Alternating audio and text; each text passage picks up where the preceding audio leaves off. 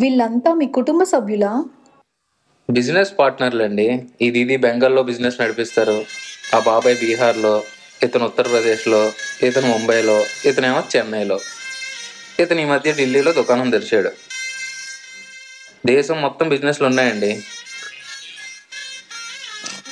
బాగా సంపాదించవచ్చు. ఇవి ఇండియావి, చైనీస్వి కాదు. పెళ్లి కొడుకు మీరే కదా? నేను తప్ప ఇంకెవరు అవుతారండి? చూడండి, ఇదంతా నానమ్మ ఇచ్చిందే. ఈ ఇంటి పేరు, ఈ సంపద, ఈ ధైర్యం, ఈ గౌరవం, ఇవన్నీ పెళ్లి తర్వాత మీకు కూడా వస్తాయండి. ఓ హలో, పెళ్లి కొడుకు ఎవరో ఇంకా డిసైడ్ అవ్వలేదు. పెళ్లి కొడుకు నేనే అవుతాను. నా గౌరవానికి ఏం తక్కువ లేదు. అన్నా కొంచెం ఆగు నువ్వు. మా దుకాణం చాలా ఏళ్ల నుంచి నడుస్తుంది. పెళ్లి కొడుకు నేను అవుతాను, అంతే కదా నాన్న? నాన్న నాన్న ఆగు నువ్వు. ఇతను బీహార్లో పెళ్లి కొడుకుని చేస్తాను, ఇక్కడ మాత్రం నేనే పెళ్లి కొడుకుని అవుతాను.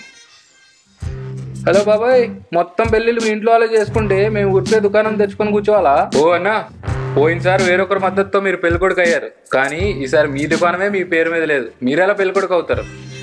అరే ఆగండి ఆగండి ఆగండి ఆగండి, ఈ అంశం మీద మనం తర్వాత చర్చిద్దాం.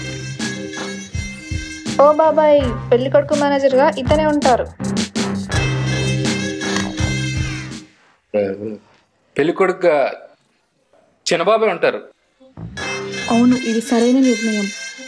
అవును, ఇదే సరైన నిర్ణయం. నేనెందుకు కాకూడదు? మేము అదే అడుగుతున్నాం. మేమెందుకు పెళ్లి కొడుకు కాకూడదు? పెళ్లి కొడుకు వారు కాదు, మేమవుతాం. ఆటగా ఉందా? నేను అవుతాను పెళ్లి కొడుకు.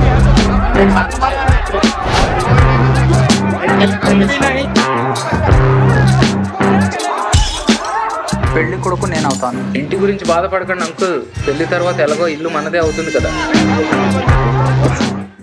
ఈ గొడవల మధ్య మీరు పెళ్లి కొడుకుని సెలెక్ట్ చేసుకోగలరని మీకు అనిపిస్తుందా? మరి వీళ్ళు ప్రధానిని ఎలా ఎన్నుకోగలుగుతారు? కుటుంబ దొంగల ప్రయత్నం అయింది బేకార్, మరోమారు మోదీ సర్కార్.